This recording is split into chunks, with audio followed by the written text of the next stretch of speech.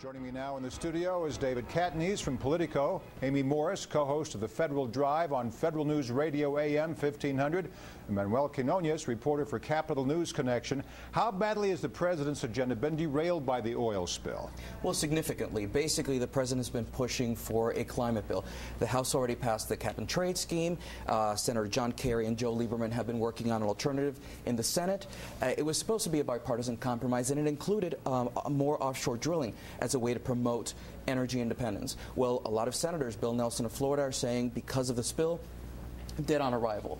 And the new developments this week is that now the Republicans have an alternative to that alternative that Lieberman and Kerry were supposed to come up with. So we have cap and trade, then an alternative to that, and another alternative, which basically divides the senators more, and it gives Republicans an alternative not to go with the Democrats and compromise. Amy, regardless of who's in office, whether it be a Republican or a Democrat, you've got to feel sorry for them because their whole agenda has been hijacked by this event. Maybe you do, maybe you don't. The problem that they have is that they didn't have a face out front. The buck has to stop somewhere. The president has very clearly stated that it stops with him. But who was the face? Who was the federal representation? That was Commandant Thad Allen, who is no longer commandant, still an admiral, had to actually put off his retirement from the Coast Guard so he could be the point man on this. But why is it that we're the only people who know that? Why is it that the people down in the Gulf don't realize that he is supposed to be the face of this disaster and the person who's going to answer all of your questions? That's a big PR blunder for the White House. Of course, David, all the time you've had people saying, oh, you're socializing government. Let private industry do it. Stay out of our faces.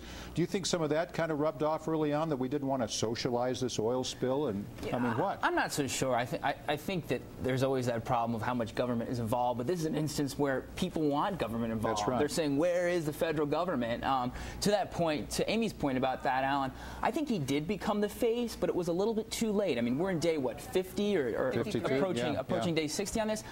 It wasn't only to the latter weeks where he was the consistent guy doing the interviews on the TV talk shows, and then I think people got to know who he was. But I think the most damaging part of all this is that picture that sits on cable news all day long, that hole has not been plugged. Yeah, this is reminiscent of the Iran hostage crisis, where you tick off the days. It became the beginning of Nightline, which continues on to this day. We might have an oil-related Nightline show as we keep ticking off these days.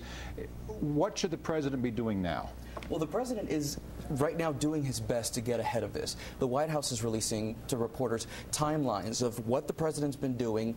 They keep saying how outraged they are. They're meeting with BP officials. You know, you had a couple of Republican lawmakers saying, why hasn't the president met with them more? So they're desperately trying to get ahead of the media, public opinion, but it just seems that it's, for most people, it's too little, too late. Yeah, 4 to 6 weeks too late, in fact. And the president is going to be going back down to the Gulf to spend the first couple of days of the coming week. And he also was able to meet with the families of the victims. Remember, 11 people died on that oil rig. Yeah. But it's also, to your point, too little, too late. They need to do something to get ahead of this. Right now, they're chasing it.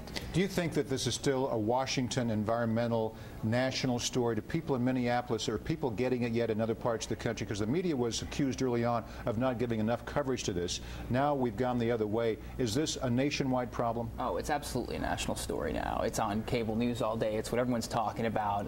And from the political perspective, it has seeped into all the campaigns. I mean, the president's agenda hasn't only been hijacked by this oil spill, but we are obviously in a midterm election year, and that's what I cover. And I get releases every day now from candidates on the Gulf Coast, but also on both coasts, the East and West Coast, who are fighting with each other about whether to suspend drilling, what this means for energy policy in the future.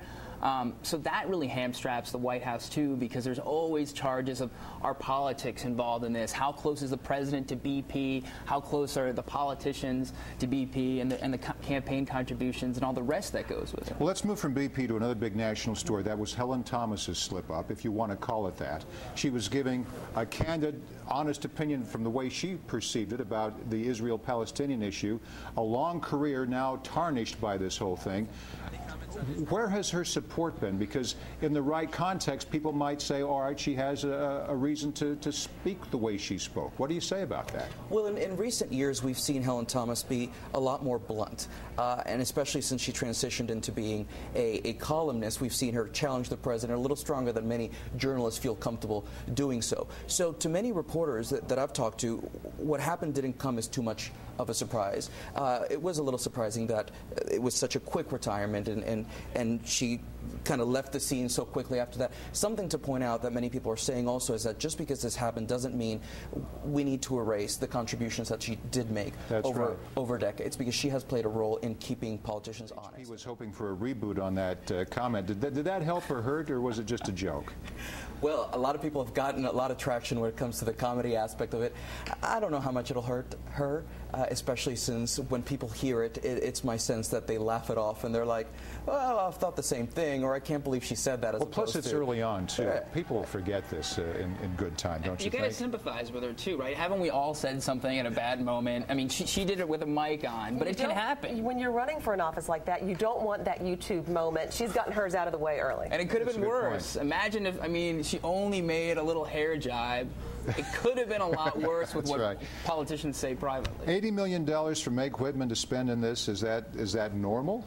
No, that is, I mean, who has $80 million to spend? This was only in a primary. This is going to be the most expensive race. It's already shattering California records, and Jerry Brown is already complaining about it, and he got himself into a little bit of a stumble, making reference, making an anti-Semitic, some would say, comment, referring to her as a propaganda machine because she's able to put all this money of her own money into a contest. Now, Amy, we were going back to South Carolina. That this Alvin Green is a big deal, isn't it? It's a huge deal. This is somebody who is unemployed. He's a veteran. He lives with his dad.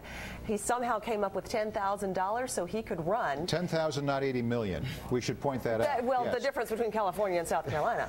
Yeah. But that's just one of the many differences. And now he's this mystery Democratic candidate up against Jim DeMint, who is the Tea Party darling of South Carolina. And there are all these allegations that he's a plant by the GOP, which I got to say, I'm from South Carolina. He's not. He may be, he may not be, I don't know. But South Carolina does not need a GOP plant. That is a red state. GOP doesn't need to plant anybody in the Democratic Party there.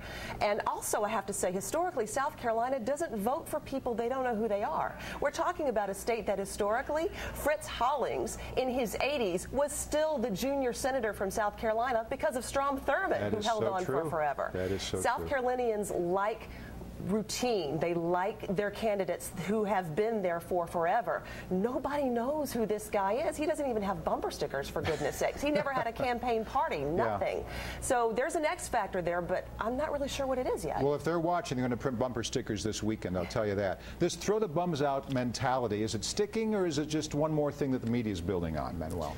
Well, there seems to be at least a little bit of a disconnect, especially in the wake of these primary elections, because we saw that some incumbents did make it. You know, you have Blanche Lincoln in Arkansas. You also have a lot of focus on whether the Tea Party movement is as strong as a lot of people make it out to be, and it turns out that some Tea Party candidates won, but others did not. For example, a race in Virginia that I followed, Senator Robert Hurt, State Senator Robert Hurt, he was not the favorite of the Tea Party movement in Central Virginia, and yet he won the primary in Tea Party country. So it's not as slam dunk when it comes to kick out the bums and Tea Partiers come in as some people make it out to be. As objective as I can be, looking at Democrats and Republicans, aren't they all bums when it comes to throw them out? Because whoever's in power, they want out. Whoever gets in power becomes the bum.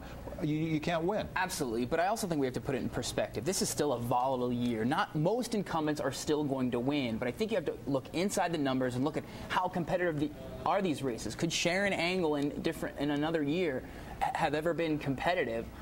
Without the Tea Party Express and all these outside factors. Yes, a lot of incumbents are still going to win, but it doesn't mean there's still a volatile environment and you're going to have challenges against both parties' incumbents. It's even been suggested that the incumbents and the Democrats are trying to distance themselves from President Obama. Is that just the Fox Noise channel speaking, or is that actually a fact? No, you have a lot of Democrats trying to interview Democrats that are vulnerable. This coming November, they will run away from issues connected to the Democratic leadership. They will run away from interviews. They won't even want to answer questions when it comes to things like immigration, health care, financial reform. They're very scared about how what their party leadership is doing will affect them this November. They're terrified.